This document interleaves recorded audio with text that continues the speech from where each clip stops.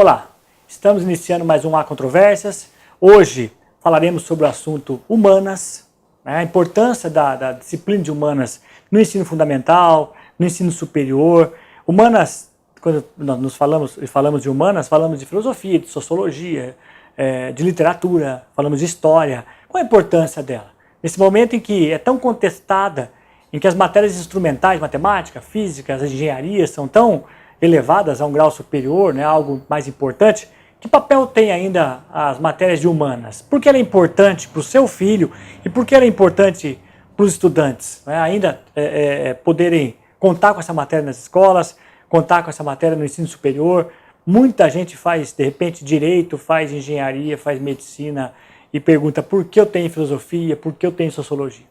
E para isso, nós temos a presença aqui do professor Diogo Almeida, que é professor dessa disciplina no ensino médio e no ensino superior. Diogo, obrigado pela sua presença. Obrigado. Muito bom ter você aqui para falar sobre isso, até porque além de ser formado na área, você tem uma experiência já jovem, mas uma boa experiência na área. Sim. Se você pudesse apresentar para nós, para saber um pouquinho sua trajetória. Tá certo. Obrigado, professor, Eu pelo agradeço. convite. Chamo de professor, não pela hierarquia, mas porque foi meu professor também, né? Com muito prazer. E hoje estamos aqui, somos também colegas de trabalho. Sim. Sou formado em História, depois formado em Filosofia, ambos lá pro Jacarezinho, né? Na UEMP. Na UEMP, que nos traz bastante colegas e amigos, né? Daí eu fiz o mestrado em Maringá, no Estadual de Maringá. Depois acabei que voltei para a região e, né, estamos aí na FIU e alguns colégios aqui de Ourinhos, que são o Colégio Objetivo, o Colégio Ângulo e o Colégio Positivo aqui. Bastante coisa, né? Bastante coisa. O tempo é bem corrido. Sim. No momento daí, o que eu faço é estudar, né, e analisar questões de direitos dos mais amplos, das mais amplas áreas, de direitos humanos principalmente. Né? Mesmo que a gente dê uma estacionada e não pare, isso é o mais importante, né? E trazer isso para a realidade de sala de aula, porque o aluno ou o indivíduo precisa ter contato com esse conhecimento científico também, não só ficar no senso comum, que é muito o prático hoje, né? Mas, Diogo, vamos pensar um pouco sobre isso, assim, até para os pais que estão em casa, que estão assistindo, que vão assistir pelo YouTube, vão assistir pelo Face, né, pela TV, GRPTV, mas assim, há muito questionamento hoje sobre as matérias de humanas, né? As matérias de humanas que são ideológicas, as matérias de humanas que trabalham as questões de gênero, isso deturpa um pouco as orientações sexuais das pessoas. Lógico, eu acho um absurdo, sei disso, porque é minha área também, sei que nós não trabalhamos isso, mas assim, vamos começar pensando o seguinte, por que é importante humanas hoje? Por que ainda é importante se estudar filosofia? Por que é importante manter essas matérias na grade do ensino médio e até mesmo do ensino superior? O que ela traz para o aluno de bagagem que é importante? Ela traz a reflexão, né, professor? O senhor que também trabalha com isso deve ter essa mesma percepção. Reportagens geralmente saem pela internet, né, ou pelos jornais, dizem que até para aprender algumas disciplinas de exatas, como matemática, é importante que você tenha a reflexão humanística, né? Sim. Não ficar apenas vendo o mundo como números, né? E as pessoas que a gente está lidando, que nós estamos lidando na sala de aula, fazem parte do mundo social, ou seja, convivem. Estamos ali para conviver com eles e eles convivem com a sociedade e trocamos experiências. E lá dentro da sala de aula, que curiosamente a escola é o lugar onde vários dramas sociais acabam se coincidindo ali naquele espaço, inclusive porque convivemos muito com eles muito tempo. É o momento, a oportunidade de discutir, debater questões que são relacionadas ao racismo, ao preconceito de gênero, ao próprio todo tipo de preconceito, né? Como a lidar com o outro, né? A lidar com o outro e viver em sociedade e juntos tentarmos construir uma democracia mais consistente, né? Pensando um pouco assim no Marx, ele dizia o seguinte, por falar em sociologia, né? Estamos condenados a viver em sociedade. Estamos condenados, né? Porque nós precisamos produzir nossa vida material e de forma social, ou seja, compartilhada com os outros, né? Se estamos condenados em viver em sociedade, não é fácil viver em sociedade, a gente sabe disso, né? Certo. É difícil o relacionamento humano, Sim. conflitos, Sim, né? os conflitos. As lutas e interesses, mas, então, por um lado, então, essas matérias de humanas nos instrumentalizam para isso, para viver em sociedade, para conseguir entender o outro, entender a diversidade, né?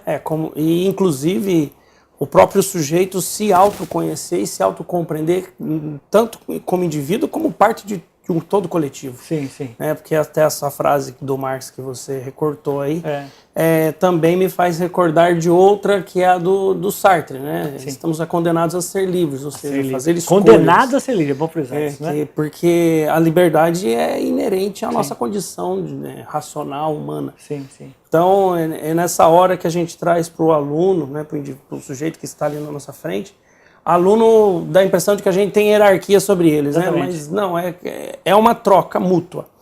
Até outro tempo também atrás, eu estava vendo uma reportagem sobre um seriado que é espanhol, acho que é Merli. Merli, isso mesmo. Que ele é um professor de filosofia. E ele falando que a experiência foi gratificante para ele próprio. Até recomendo, né? Merli. É um seriado da Netflix. Ou Merli, né? Ou Merli, depende. Ele da Netflix mesmo. E ele mesmo fazendo a reflexão de que o quanto ele aprendeu como pessoa, como sujeito, como profissional, sim. E o quanto ele teve que aprender ele próprio a ser filósofo, né? Porque não é simplesmente você chegar e jogar e derramar vários conceitos nas pessoas, refletir, trazer para um debate, né? Para uma compreensão melhor dos temas que estão sendo abordados, como agora, aqui, por exemplo, né? Sim. Tem um livro, até recomendo para quem estiver assistindo, que se chama Aprender a Viver, do Marc Ferrot, né? Marc com C, mudo Ferrot, Aprender a Viver. Tem o 1 e o 2, que são muito bons os dois, mas o 1, eu acho que assim, não é obrigatório ler os dois, mas no 1, aprender a viver é uma coisa importante. Você falou que a sociologia e a filosofia e a literatura e as humanas, a própria história, ela nos instrumentaliza, nos prepara para a gente poder viver em sociedade. Sim. Mas também para a gente poder aprender a viver, tipo, assim, é importante pensar, nos livrarmos dos medos bobos, né? Das nossas frustrações, lidar com frustrações. Não basta sair dali sabendo matemática, física e química, se não souber lidar com frustração. A inteligência emocional passa um pouco por essa questão filosófica, né? Outro problema também que tem se falado muito é que essas gerações mais recentes, elas podem até ser muito ricas de conteúdo, ricas de bastante conhecimento, né, como se fosse um catálogo. Sim. Tem muita informação. Enciclopédica, informação. Mas eles têm medo de sair para o mundo. Sim. E esse medo de sair para o mundo faz parte de vários problemas também, conjecturais, econômicos, né, sociais, etc. Mas muito da falta de preparo emocional deles mesmos, né? Por não ter debatido essas coisas em escola. E muitas vezes até a gente acaba percebendo que muitos dos problemas que eles acabam fazendo, a gente acaba vendo que comete-se por aí, é falta de talvez ter visto isso melhor lá na sala de aula, né? Exatamente. Reflexões mesmo sobre como a própria xenofobia, ou a homofobia, o machismo, a violência. Que isso aí está conectado à violência, né?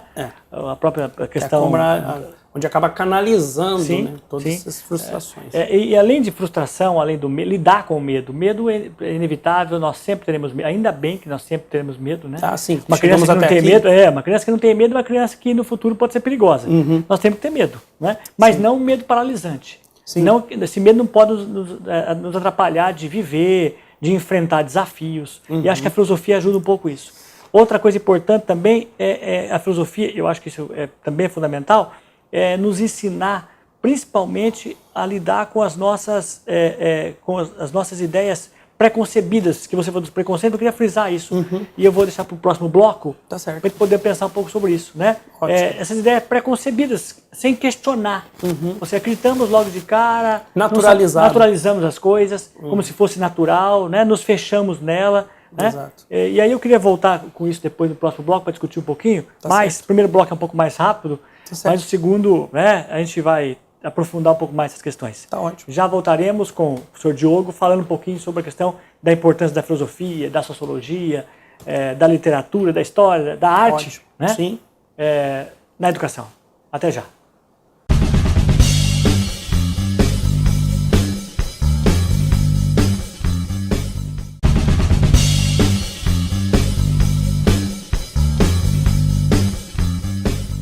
Estamos de volta com Há Controvérsias, hoje falando sobre a importância das matérias de humanas na educação. E para isso temos aqui o professor Diogo, que no primeiro bloco explanou de forma geral a importância dessas matérias, a importância da área de humanas. E, Diogo, nós paramos um pouquinho no bloco passado falando sobre a questão do preconceito, ou seja, que talvez essas matérias, a filosofia, a sociologia, sempre vão frisar, artes, né, literatura, história, geografia também, em um certo momento, que tudo isso pode nos ajudar a nos livrar de certos preconceitos, né, ideia preconcebida, que nós naturalizamos alguma coisa como verdade absoluta, e que isso na verdade pode ser contestado, isso não é bem assim. Por exemplo, só um exemplo para poder pegar um gancho aqui, a questão da inferioridade da mulher. Por muitos anos, por séculos, foi naturalizado como algo, né, normal, incontestável. Sim. A escravidão, né, a questão da raça, também foi naturalizado por muito tempo. E refletir, não é a matemática, não é a física, não é a química. Elas podem colaborar e elas têm aspectos que colaboram muito, né, na matéria, mas humanas é especificamente para lidar com isso, para repensar algumas coisas. O que você pode falar um pouco sobre a questão desses preconceitos que as matérias de humanos podem combater? O ser humano, justamente, até algo que é primitivo nosso, e a gente chegou a comentar a questão do medo, né? Sim. Também anteriormente. Exatamente. Que é o medo do outro, né? Daquilo que o ameaça, nesse Sim. aspecto mais subjetivo, né? Sim. Intersubjetivo. Acredito que a naturalização de certas condições, quando você traz para o aluno essas possibilidades de que a condição da mulher hoje, como se comparado a 50 anos, né, ou atrás, ou 100 anos atrás, ou de repente 1000 anos atrás, ou a questão do homossexual, lá na Grécia Antiga e depois 50 anos atrás, e como que a gente vê agora. Sim. Se você não traz essa abordagem histórica, né, por mais que acusem a história de várias coisas, que de forma injusta, né, claro que muitas vezes pode ter sim algumas ideologias que são prepostas, como em tudo há ideologia. Mas em si a disciplina não. É uma ciência. Nós temos professores que podem às vezes extrapolar uma coisa ou outra, como temos médico, como temos dentista, como todo temos mundo, psicólogos. Até porque todo mundo tem suas ideologias. Sim, seu jeito de agir. Né? Mas como ciência, como uma construção humana, ela não é uma coisa que se descarta. Exatamente. Então você vai buscar na história explicações das coisas como aconteciam, para trazer para o aluno que isso não é natural, porque não é uma planta. A mulher, no caso dela, e aí já Simone de Beauvoir que fala, né? A condição natural dela é biológica. Sim. Ela nasceu como fêmea, como outros bichos, né? Que nasce macho ou fêmea. Sim. Agora, o aspecto sociológico e psicológico... Cultural, inclusive, do humano, nesse caso, a gente constrói ao longo da história. Quer dizer, ela nasce fêmea, mas a cultura transforma em mulher. Sim. Porque ele dá certas características. A mulher é assim, né? E ela tem uma posição social a cumprir. Sim, sim. Né? Cultural. Cultural. Que não é a mesma, não foi a mesma na história toda humana. Não. Né? O amor não era assim, sim. Né? O verdadeiro nem o amor materno. Né? O amor quer dizer, o amor materno é uma coisa recente.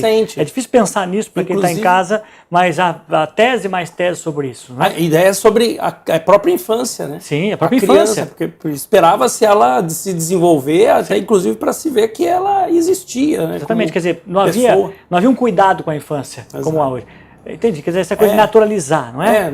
E a gente vem para quebrar essa naturalização, sim. Né? E junto, quando a gente quebra essa naturalização, quando a gente desmonta isso, lógico que ela questiona muitos dogmas. Então, quer dizer, ela é polêmica. Então a sociologia e a filosofia, se não for polêmica, não é. Por mais que a gente pise em ovos e tente não ser polêmico, fazer as coisas devagar, de maneira comedida, moderada, sim. Ainda assim vai ter alguém que vai observar isso com um certo exagero, né? E, enfim, extrapolar na percepção dele, achando que quem está constituindo algum tipo de ideologia somos nós. Sim, né? Não, até assim, a criança vai para a escola e ela vai justamente para mudar. Porque se não fosse para mudar, não está na escola. Fica em casa, não é? Quer dizer, a escola ela é capaz de dar a todos eles uma outra visão, que muitas vezes, acrescentando o Diogo que está dizendo, nos livra não só do medo, mas nos livra da culpa. Sim. Por exemplo, a mulher, aquela culpa de não cumprir determinados papéis tão exigidos socialmente, e talvez algumas que não conseguiam historicamente cumprir. Os homens dizem, mas hoje tem mais homossexual. Não, hoje tem mais homossexual que assumiram.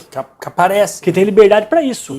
Mas sempre teve mesmo tanto. Só que proibido, escondido, com medo, com culpa. A culpa, creio eu, até que faça parte de um processo civilizatório, inclusive, né? Aquela ideia de que eu não estou cumprindo uma função social, é meu papel. E judaico-cristã também. Também, E ainda no mundo industrial, a gente vem aqui, a gente se sente culpa até de não estar trabalhando. Exatamente, do ócio. Do ócio. Mas essa questão daí de você quebrar essas perspectivas dos alunos faz com que eles, eu sempre digo para eles, né? Eu não sei como, no caso, você percebe isso, mas eu digo assim, quando você nasce, que é a primeira instituição social, né? Que é a família, você aprendeu a viver em família. Aos poucos você vai para a igreja. Se você perceber, ainda que mude o relacionamento de pessoas, amplie, a percepção de realidade é a mesma ainda, porque aquelas pessoas são diferentes de você, mas elas pensam parecido com você. Sim. Agora, viver em sociedade mesmo, e é por isso que tem que é problemático, é complexo e às vezes até caótico, é a escola. Porque é lá que você vai lidar com os bem diferentes de você. Com a diversidade. Com a diversidade. Ela é muito importante, a escola presencial, não à distância, né? Sim. Essa distância talvez você não tem contato talvez a grande importância da escola presencial seja isso, conviver. Aprender a conviver com o diferente, né? Aprender a aceitar, aprender a entender que as coisas e que as pessoas e que tudo é diferente.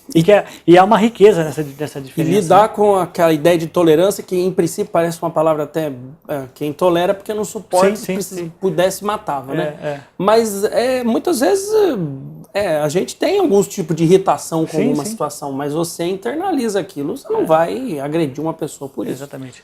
E aí tem a questão do medo, né? Voltando um pouquinho à questão do medo, frisar um pouco isso, né? Esse medo também que, como as pessoas têm medo, o medo antropológico, você mesmo disse, também se manipula o medo.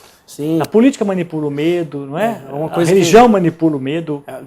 Coisa que a gente já falou em outras ocasiões, até de palestra, e foi bom a gente recordar agora aqui, né? A questão do medo ele é muito bem utilizado em momentos de crise e em regimes de exceção. Né? Regimes autoritários adoram o discurso do medo.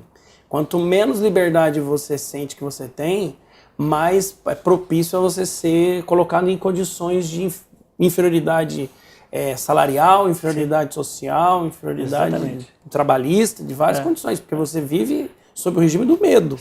E quando você tem medo, você fica inerte, realmente, como a gente falou. Ou você age violentamente. Ou você extrapola na violência.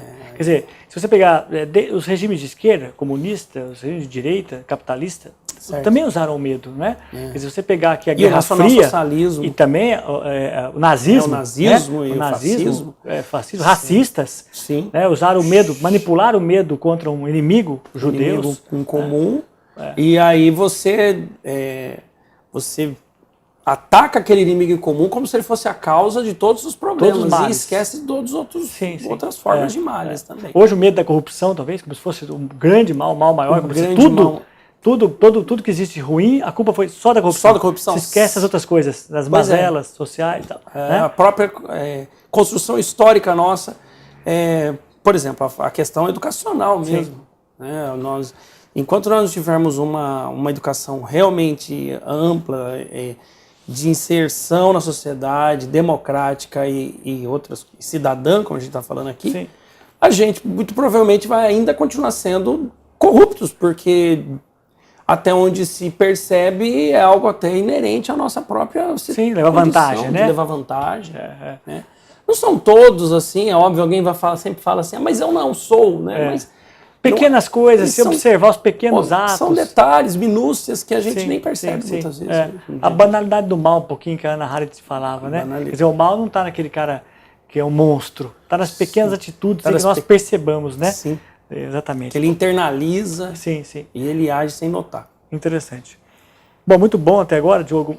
Depois do próximo bloco, eu queria falar um pouquinho sobre o que se discute, sobre ideologia, né, de gênero, se fala da escola e se culpa muito humanos para isso. Não se vê culpando a física, a química por isso, mas parece que o culpado por uma coisa, entre aspas, chamada ideologia de gênero, são as matérias de humanos. Isso existe, né? Depois, no próximo bloco, é que você pensa um pouquinho se isso existe realmente. Tal. E se realmente se as humanas são de esquerda, realmente, né? Até porque o que é de esquerda e direita fica meio vago, né? Sim. Então, daqui a pouco você volta para falar para a gente sobre isso, tá? Nós vamos para os nossos intervalos comerciais e já voltaremos.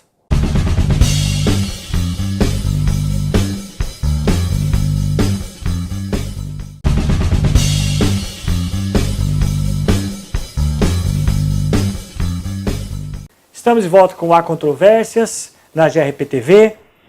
Hoje estamos entrevistando o professor Diogo, que está discutindo e levantando questões, não é só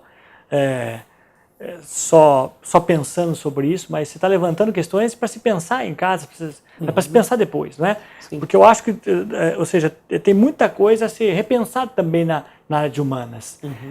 Estamos falando sobre a questão de humanas, da filosofia, da sociologia e da sua importância.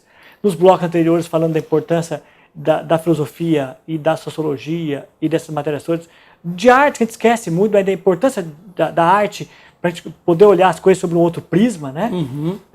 Como a arte extrapola nossos limites humanos. Sim, através do estético, né? Do estético, ou seja, ele não tem uma teoria em si, mas apenas a percepção estética. Sim. Nós humanos não cabemos em nós mesmos, né? Precisamos sair, extrapolar esse limite, e a arte nos ajuda a fazer isso, né? A literatura.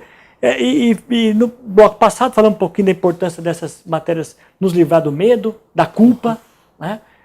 Ou seja, a sociologia, a filosofia, a história, a arte, tal, nos ensina a viver. Eu gosto de repetir sempre isso, porque quem está em casa, às vezes, sabe exatamente a diferença. Quando fala humanas, a diferença é que lá atrás se diferenciou humanas das disciplinas religiosas. Sim. Então, de um lado, eu tenho, quando isso começa no século XIV, né, mais ou menos, quando eu tenho lá a matéria, as disciplinas que são ligadas à questão religiosa, sim, né, e depois a disciplina ligada à questão de humanas, que é um trabalho, né? Que na época era questão de oficinas, sim, algo mais técnico. Sim. Mas no século XIX, XVIII, XIX e XX, isso passa a ter uma outra conotação. Humanas é tudo que trata um pouquinho das questões do homem, né? Do homem, menos instrumentais, menos relacionado ao trabalho, e as disciplinas que não são de humanas, as mais técnicas, as instrumentais, física, a matemática, as engenharias, como eu disse, né? Sim.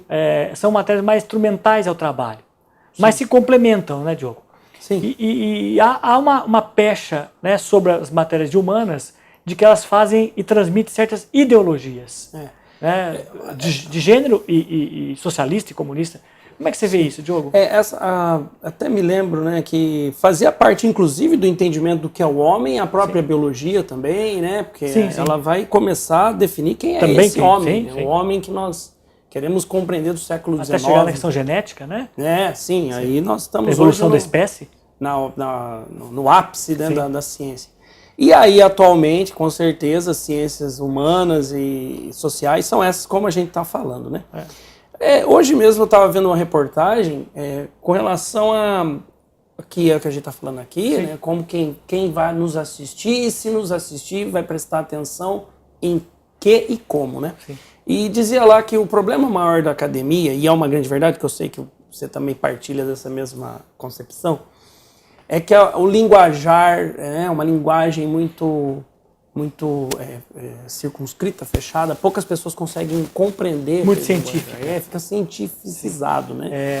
Cientificismo. Que é o cientificismo. E aí a compreensão da pessoa leiga, da pessoa comum, fica complicado.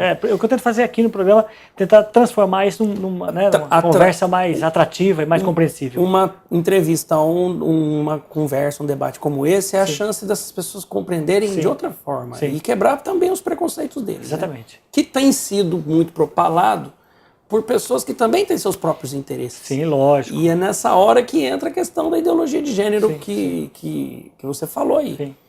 Que quando a gente está lá trabalhando essas questões... Primeiro para quem não sabe, ideologia de gênero, tem-se a ideia de que na escola as matérias de humanas, elas acabam passando a ideia aos alunos de que é normal, né, a homossexualidade. Influenciando, muitas vezes convencendo uma pessoa a definir-se a se transformar como se fosse homoafetivo. possível isso, né? Exato. Em hétero ou em homossexual. Isso... Se fosse possível isso, a gente vendia isso, ficava rico, né? Ficava rico. A psicologia já definiu que isso não é possível. Sim. Né? E aí, no caso, quando a gente está lá trabalhando essas questões em sala de aula, inclusive são questões até mesmo de educação sexual. E elas estão permeadas de preceitos que vão não apenas questionar a ciência, mas desconsiderar muitas coisas até da ciência. Por exemplo, além dessa questão histórica do que é o homossexual, do que é a homoafetividade, né, que sempre troca também de terminologia, até por uma questão identitária deles. Mas, por exemplo, a gente sempre discute, né, essas questões das próprias ciências, que um tempo atrás a gente fez um debate sobre isso, questão dos fake news, a pós-verdade. E quando você vem quebrar interpretações científicas sérias, acontecem questões como essas agora que tem acontecido da questão da vacina, de ter que voltar para as pessoas para vacinar de coisas que estavam desaparecendo. Consolidadas já, né? Que já não era mais para existir, né? Como sarampo, varíola, talvez tuberculose e outros mais. Ou seja, quando a gente está ali na sala de aula e muitas vezes os pais muitos não têm tempo de acompanhar, eles, é claro, estão lá em casa, como você deve estar aí, né? E só ouve falar quando chega em casa seu filho e aí você fala assim, mas que conversas são essas, né, que você tem? E alguém convenceu essas pessoas também, isso é papo de comunista, né? Não negamos que existe muita gente que é filiada mesmo a concepção mais à esquerda ou vários tipos de marxismo. Ou a direita também.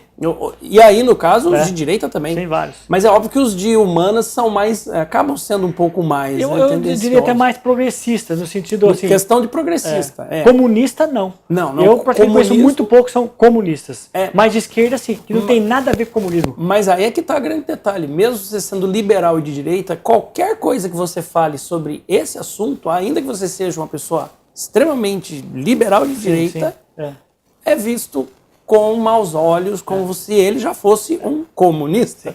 Eu digo nada a ver no sentido assim, que assim, lógico tem algo a ver, né? O comunista está à esquerda nesse espectro político, mas assim, as pessoas de esquerda são aquelas que apostam que o Estado tem um papel.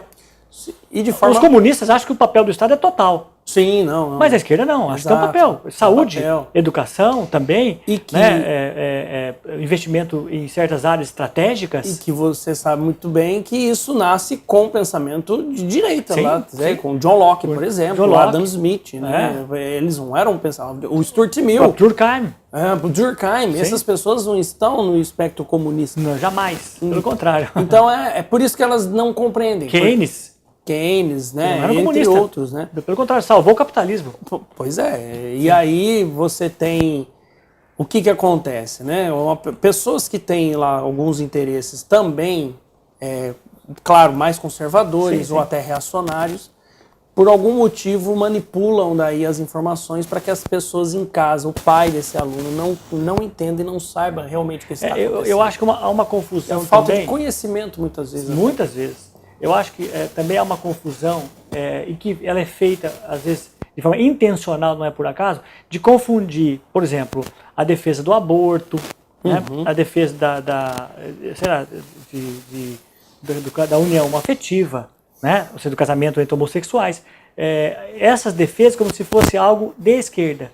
E que se destruir as famílias, destruir a sociedade e tal. Isso não é uma questão de esquerda, é uma questão de progressistas. Eu conheço pessoas de direita que acham que o Estado não tem que ter papel nenhum, que acham que tem que ser liberal, que são a favor do aborto e que são a favor da união afetiva. Então essa confusão está gerando problemas. Porque ele entende que a pessoa tem a liberdade individual dela. Sim, até porque se eu sou de direita, se eu sou um liberal... Como é que eu posso dizer que o Estado tem que proibir alguma coisa? Inclusive a união afetiva. Exatamente. É uma contradição. É uma contradição. E essa contradição tem levado a problemas. Inclusive sala de aula.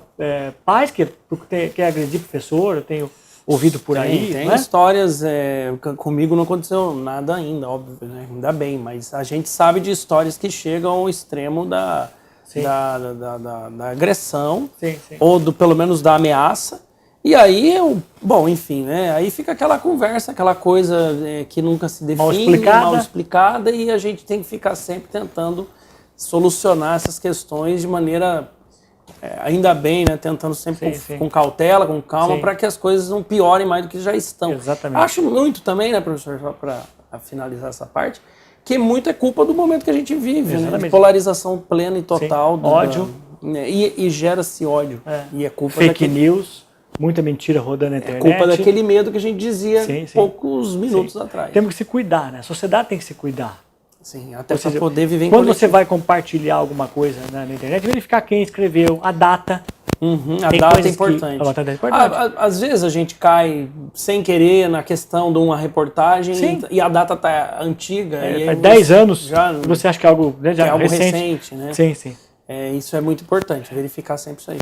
Ô, Diogo, infelizmente o nosso tempo está acabando. Ótimo. Mas eu queria que você, assim, brevemente, fizesse algo que você, para encerrar, que você acha importante ser dito, para fechar a sua fala. Acho importante ser dito que eu acredito que essa entrevista que nós estamos trabalhando aqui agora vai sair num momento muito importante, que nesses meses finais de 2018, que é um período eleitoral, para as pessoas prestarem muita atenção em todos esses detalhes que nós estamos falando aqui, que ninguém está aqui para piorar, né, levar ao caos mais absoluto, mas sim para trazer reflexões para se viver em sociedade, numa democracia cidadã. Exatamente, perfeito. E quando a gente estiver chegando próximo das eleições, se prestar atenção inclusive nessa questão das notícias falsas e o prejuízo que isso pode trazer, e dependendo do quanto que isso possa ser manipulado para a gente acabar fazendo alguma coisa desagradável na urna, né? Sim. Prestar muita atenção para pelo menos você ter tentado, né? Exatamente. Porque a gente não tem controle sobre o todo, mas pela nossa parte a gente está tentando cumprir, né? Tá certo. Tá ótimo, Diogo. Obrigado. Bom, gente, infelizmente eu agradeço a presença, Diogo, sempre, mas vamos voltar a um outro momento, com um outro tema, né? Esse é um dos temas que você pode trabalhar. Sim. E eu acho que é um tema importante que nós temos que pensar na questão das humanas. Precisamos lutar para defender, para que essas matérias continuem no ensino fundamental, né, no ensino médio e depois também no ensino superior, até porque vivemos uma crise. Eu não sei se a palavra crise se encaixa, porque nós sempre estivemos em crise, mas uma crise dessa disciplina pelo menos, uma cobrança muito grande sobre ela, uma culpa, né, mobilização muito grande sobre como se elas fossem culpadas por questões sexuais, por questões ideológicas, mas não são. Essas matérias são aquelas que nos fazem refletir como seres humanos, que nos transformam em humanos, porque somos capazes de refletir, de pensar nossos atos, de questionar a sociedade, e é assim que a sociedade muda e anda. Então essa foi mais uma entrevista do Há Controvérsias, sempre trazendo uma controvérsia para ser debatida. Você pode acompanhar nossas entrevistas pelo site da TV, grptv.com.br, também pelo YouTube, pela rede social, ou seja, pelo Facebook também, compartilhamos pelo Face da GRPTV. Muito obrigado pela sua participação, por estar nos assistindo aqui na GRPTV, junto com você.